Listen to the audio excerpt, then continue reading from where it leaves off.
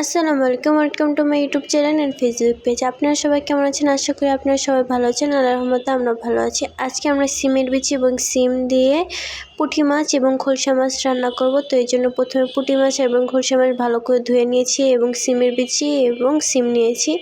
তো আমরা কিন্তু এগুলি সিম এবং সিমের বিচি ফ্রিজে আপ করে রেখেছিলাম। সিমের সিজনে আমরা এগুলি ভালো করে বেছে কুটে আমরা ফ্রিজে রেখে দিয়েছিলাম। তো তেমনই কিন্তু আপনারা যখন কিনেন তেমনই কিন্তু টাটকা থাকে, একটু খালি হালকা ভাপ দিয়ে রেখে দিবেন। তো এরপর আমরা পুঁটি মাছ এবং খলসা মাছগুলোকে হলুদ দিয়ে আমরা ভালো করে মাখিয়ে নিব। নিয়ে এরপর চুলায় একটি প্যান বসিয়ে দেব। তো এরপর পরিমাণ মতন তেল দিয়ে দিব।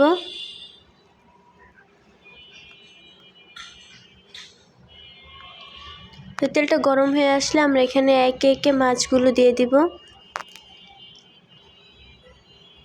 তো আপনারা যদি আমাদের চ্যানেলে নতুন হয়ে থাকেন চ্যানেলটাকে সাবস্ক্রাইব করে দেবেন, আর যদি ফেসবুক পেজ থেকে দেখে থাকেন পেজটাকে ফলো করে দেবেন। তো এরপর আমরা পাটায় কিছু মশলা বেটে নেব। দেখুন আমরা এখানে ধনিয়া, জিরা, সরিষা, রসুন দিয়ে দিব, দিয়ে ভালো করে আমরা বেটে নেব এইভাবে।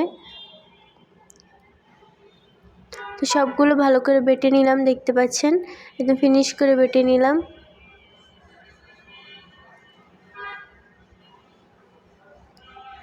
তো এরপর দেখতে পাচ্ছেন এখানে কিন্তু মাছগুলি ভাজা হয়ে গেছে। এই পর্যায়ে কিন্তু আমরা উঠে নেব।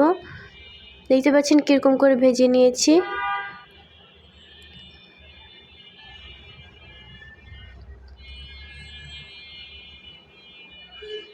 তো এরপর মাছগুলো কিন্তু আমরা উঠিয়ে নিলাম। তো এই তেলের ভিতরে আমরা এখন দিয়ে দিব হলো পেঁয়াজ কুচি এবং মরিচ কুচি। এরপর ভালো করে নেড়েচেড়ে ভেজে নিব।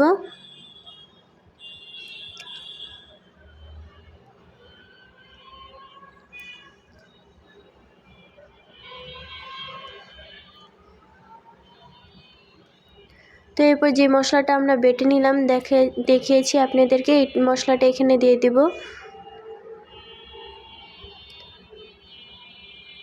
আপনারা কিন্তু চাইলে এইভাবে একবার রান্না করে খেয়ে দেখতে পারেন। ফ্রিজে সবজিগুলোকে রেখে হালকা ভাপ দিয়ে আগের মতনই টেস্ট লাগে। যখন আপনারা টাটকা টাটকা কিনেন তেমনই লাগে যদি আপনারা ভাপ দিয়ে রাখেন।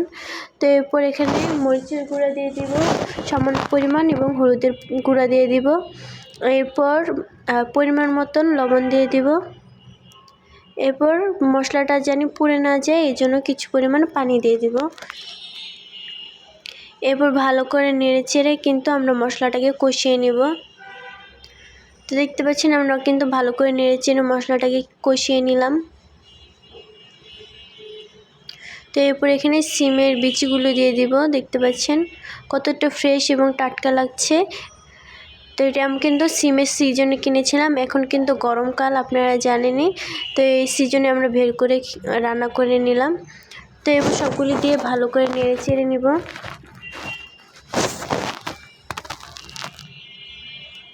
এরপর কিছুক্ষণের জন্য আমরা ঢেকে রেখে দিব। তো কিছুক্ষণ পর ফিরে আসলাম। তো এরপর ভালো করে নেড়েচেড়ে দিব। এরপর সেই সিমগুলো দিয়ে দিব। দেখতে পাচ্ছেন সিমগুলো কত সুন্দর এবং ফ্রেশ লাগছে। এটাও কিন্তু আমরা হালকা পরিমাণে কিছু ভাপ দিয়ে রেখেছিলাম। এরপর এটা খুব ভালো করে নেড়েচেড়ে নিব।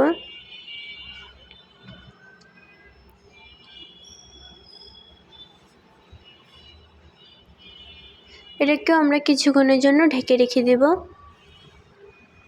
তো কিছুক্ষণ পর ফিরে আসলাম। তো দেখতে পাচ্ছেন একদম কোনো পানি নেই। এরপর আমরা কিন্তু এখানে ভালো করে নেড়েচেড়ে নেব।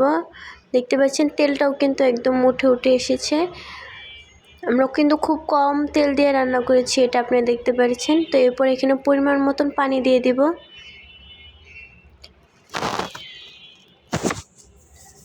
তো পানিটা দিয়ে ভালো করে নেড়েচেড়ে নিলাম, দেখতে পাচ্ছেন।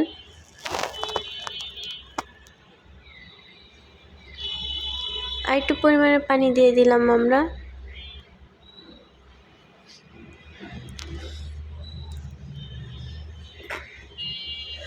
এরপর আবার কিছুক্ষণের জন্য ঢেকে রেখে দেব। তো কিছুক্ষণ পর ফিরে আসলাম। তো দেখতে পাচ্ছেন পানিগুলো কেমন টকবক করছে, বরকে উঠেছে। এরপর আবার ভালো করে নেড়ে চেড়ে নিলাম একটু। এই পর্যায়ে আমরা সেই মাছ ভাজাগুলো এখানে দিয়ে দিব।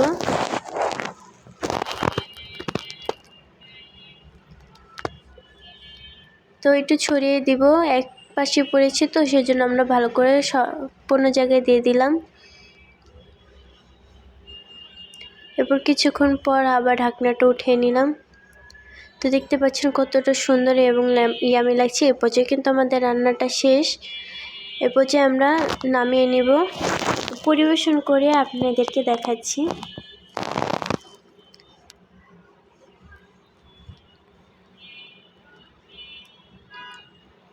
তো দেখতে পাচ্ছেন কতটা সুন্দর দেখাচ্ছে। আপনারা চাইলে কিন্তু এভাবে একবার রান্না করে খেয়ে দেখতে পারেন। আর আপনারা যদি আমাদের চ্যানেলে নতুন হয়ে থাকেন তাহলে অবশ্যই আমাদের চ্যানেলটাকে সাবস্ক্রাইব করে দেবেন। আর যদি ফেসবুক পেজ থেকে দেখে থাকেন আমাদের পেজটাকে ফলো করে দেবেন। এভাবে আমাদের পাশে থাকবেন এবং অন্যদের কাছে শেয়ার করে দেবেন, তাদেরকেও দেখার সুযোগ করে দেবেন। তো সবাই ভালো থাকবেন। আল্লাহ হাফিজ।